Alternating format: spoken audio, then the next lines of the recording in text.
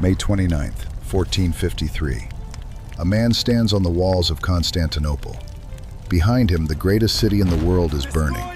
In front of him, 80,000 Ottoman soldiers are breaking through the gates. He is the emperor. He is the last of his dynasty. And in a few hours, he will tear off his imperial robes, pick up a sword, and charge into the Ottoman line on foot. His body will never be found. That man's surname is number 1 on this list, and there are people alive today who still carry it. This is the history hidden inside 10 Greek surnames, names that trace back not to modern Greece, but to the ancient city-states that built Western civilization. Athens, Sparta, Corinth, Argos, Thessaloniki, and the empire they became. The polis, the original cities, the places where democracy, philosophy, warfare, and religion were invented and given to the world. Most Greeks who carry these names have no idea which city-state forged them. By the end of this video, you will. Number 10, Corinthios. In Greek, it means exactly what it sounds like, the Corinthian, the one from Corinth. The surname Corinthios is geographic, a name that fixed a family permanently to the ancient city-state of Corinth, one of the wealthiest and most strategically powerful cities in the ancient Greek world. Corinth sat on the narrow isthmus connecting mainland Greece to the Peloponnese, the only land bridge between the two. Every army, every merchant caravan, every traveler moving north or south had to pass through Corinthian territory. That geography made Corinth rich before Athens had even built the Parthenon. By the 7th century BC, Corinth had become a maritime superpower. It founded colonies across the Mediterranean, including Syracuse and Sicily, which would become one of the largest cities in the ancient world. Corinthian shipbuilders are credited by Thucydides with developing the trireme, the warship that defined Mediterranean naval warfare for centuries. Corinthian bronze was considered the finest in Greece. Corinthian pottery was exported from Spain to Mesopotamia, and in 146 BC, Rome destroyed it. The Roman general Lucius Mummius sacked the city, killed most of the men, enslaved the women and children, and burned Corinth to the ground. The destruction was so complete that the city lay in ruins for a century before Julius Caesar ordered it rebuilt as a Roman colony. Carry the name Corinthios, and you carry a city that controlled the crossroads of an entire civilization, a city so wealthy that Rome considered it a threat, and so dangerous that Rome decided the only solution was to erase it from the earth. But if Corinth was wealth, the next name on this list was war. Number 9. Argos, the one from Argos, a name rooted in what may be the oldest continuously inhabited city in Greece, and possibly in all of Europe.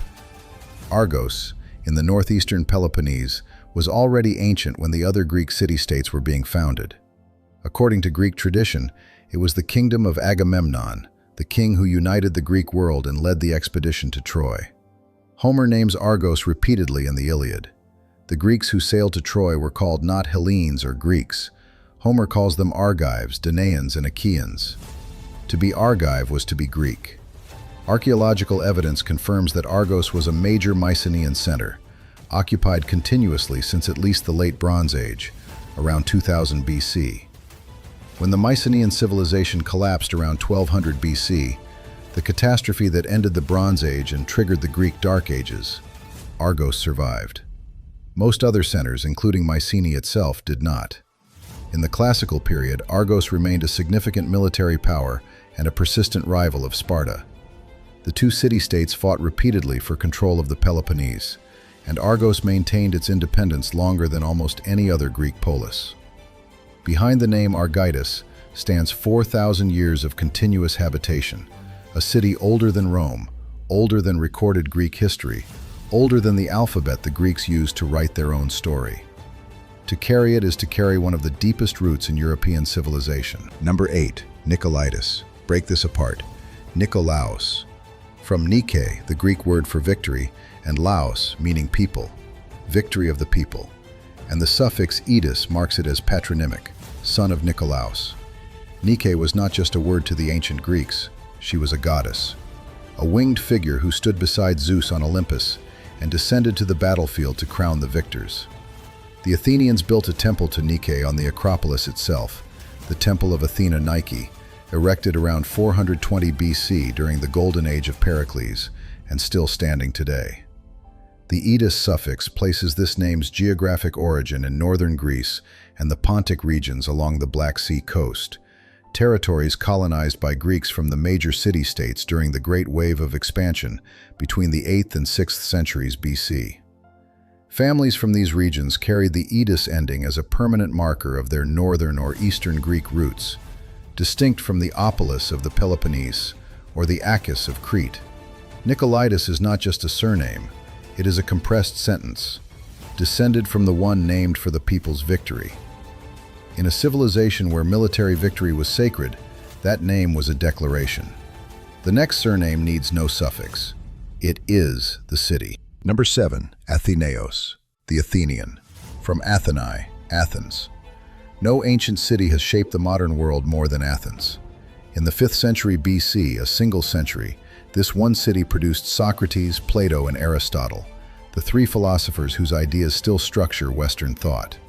It produced Pericles, under whose leadership Athens built the Parthenon and established a democratic system of government that became the model for every republic that followed. It produced Herodotus, the father of history, Sophocles and Euripides, who invented dramatic tragedy, Thucydides, who wrote the first rigorous account of warfare and politics, and Athens defended all of it by force. At Marathon in 490 BC, an Athenian army defeated the invading Persian Empire against enormous odds. 10 years later, the Athenian fleet destroyed the Persian navy at Salamis, ending the threat of Persian conquest permanently. Themistocles, an Athenian, designed the strategy. Athenian sailors executed it. The surname Athenaeos identified its bearer as someone whose family traced to the city itself, not to a father's name, not to a trade, but to the place that invented the idea that citizens could govern themselves. To be called Athenaeos is to be descended, in name at least, from the city that gave the world democracy, philosophy, theater, and the very concept of the citizen. No other city in human history has a comparable list. If this video is answering questions you've carried your whole life, subscribe to Legacy Remains. We uncover the history hidden inside the names people carry without knowing what they mean. Hit subscribe and the next video will already be waiting. What happens when a name doesn't come from a city, but from a saint who died defending one? Number 6, Demetriou, son of Demetrios, from Demeter, the Greek goddess of the harvest, the earth, the cycle of life and death. The name means devoted to Demeter, or follower of Demeter. But the figure who burned this name into Greek identity was not a pagan. He was a Christian. Saint Demetrios of Thessaloniki, a Roman officer of Greek origin, martyred around 306 AD during the persecutions of Emperor Diocletian. According to the hagiographic tradition, Demetrios was arrested for preaching Christianity and executed by spears inside the Roman baths of Thessaloniki. His blood was said to produce a fragrant myrrh, a miracle that made him one of the most venerated saints in the Eastern Orthodox Church. Thessaloniki, the second city of Greece, adopted Demetrios as its patron saint. The Basilica of Saint Demetrios, built over the site of his martyrdom, still stands as one of the oldest and most important churches in the Christian world, a UNESCO World Heritage Site.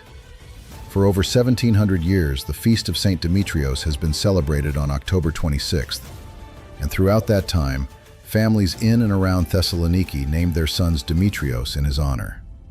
The surname Demetriou, son of Demetrios, is concentrated most heavily in northern Greece, in the regions surrounding Thessaloniki. Demetriou is not just a family name, it is a geographic anchor to the second city of the Greek world, and a theological statement compressed into 3 syllables. We belong to Demetrios. We belong to Thessaloniki. Number 5, Spartiatis, the Spartan. No word in the ancient Greek world carried more weight. Sparta did not produce philosophers. It did not produce playwrights. It produced warriors, and nothing else. From birth, Spartan boys were inspected for weakness. Those deemed unfit were reportedly abandoned on the slopes of Mount Taygetos. At age 7, boys were taken from their families and enrolled in the agoge, the state military training program that would consume the next 13 years of their lives. They slept on rushes. They were deliberately underfed, expected to steal food to survive, and punished if caught, not for stealing, but for being caught. By age 20, a Spartan man was a professional soldier. He would remain one until age 60. He ate in a communal military mess. He owned no luxury. His identity was not personal, it was collective. The Spartan citizen was the state, and the state was war. The surname Spartiatus identified its bearer as someone from the region of Laconia, the territory Sparta controlled in the southern Peloponnese. Spartiatus was not a surname anyone would have claimed lightly. In the Greek world, to call yourself Spartan was to declare that your ancestors came from the one place where softness was a crime and discipline was religion. What happens when a name doesn't mark where you came from, but what your family did for 1,000 years? Number 4. Papadopoulos. The most common surname in Greece, and it means exactly one thing: son of a priest. Papa, from papas, the Greek word for priest. Poulos, from the Latin pulus, meaning offspring or son, son of a priest. In the Eastern Orthodox Church, unlike the Roman Catholic Church, parish priests were required to marry before ordination. A married priest would serve his community for decades.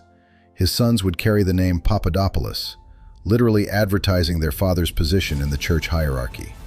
The Orthodox Church was not merely a spiritual institution in Greece. During 4 centuries of Ottoman rule, from 1453 to 1821, the Church became the primary institution preserving Greek language, Greek education, and Greek identity. Ottoman authorities governed their Christian subjects through the Church.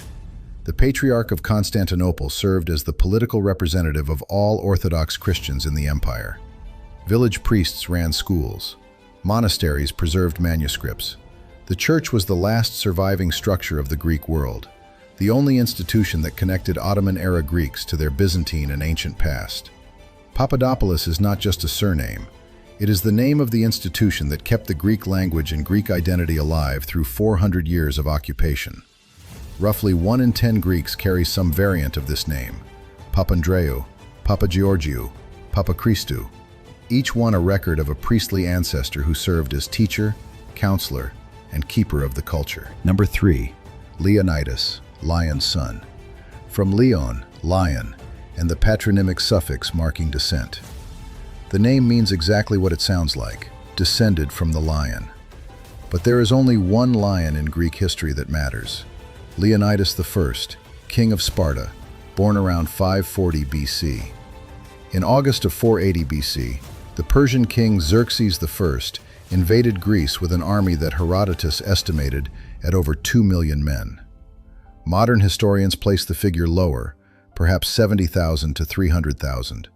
But even at the lowest estimate, the Persian force was the largest military invasion the Greek world had ever seen. Leonidas marched north with 300 Spartans to hold the narrow coastal pass at Thermopylae, the Hot Gates. He picked every man personally, and according to Herodotus, he selected only men who had living sons, because he knew none of them would return. For 2 days, Leonidas held the pass. The Persians attacked in waves. The Spartan phalanx, long spears, heavy bronze shields, locked shoulder to shoulder in the 50-foot-wide pass, turned Thermopylae into a killing ground. Xerxes threw his elite immortals at the Greek line. They failed. On the 3rd day, a Greek traitor named Ephialtes revealed a mountain path that allowed the Persians to encircle the defenders. Leonidas ordered the bulk of the Greek army to retreat. He and his 300 stayed. They fought until their spears broke. Then they fought with swords. Then with hands and teeth, according to Herodotus.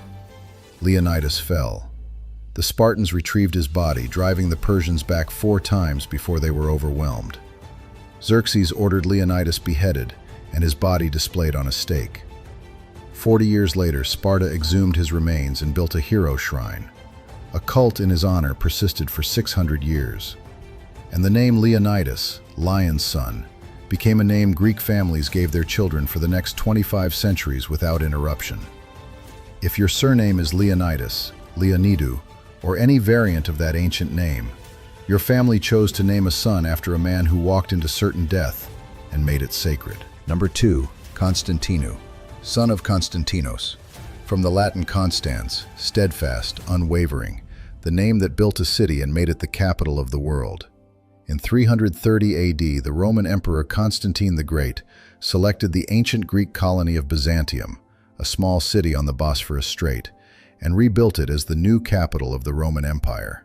He named it Constantinople, New Rome, and for the next 1100 years, it was the largest, wealthiest, and most strategically important city on Earth. Constantinople sat at the exact point where Europe meets Asia. It controlled the passage between the Mediterranean and the Black Sea.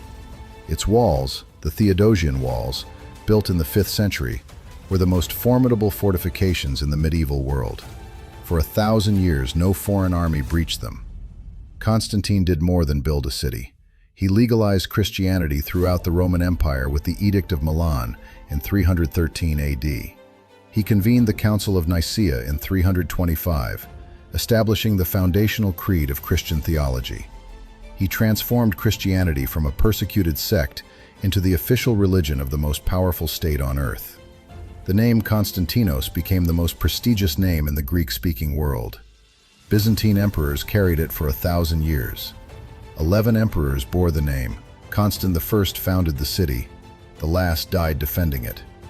The surname Constantinou, son of Constantine, is among the most common patronymic surnames in Greece today, and its geographic concentration mirrors the old Byzantine heartland.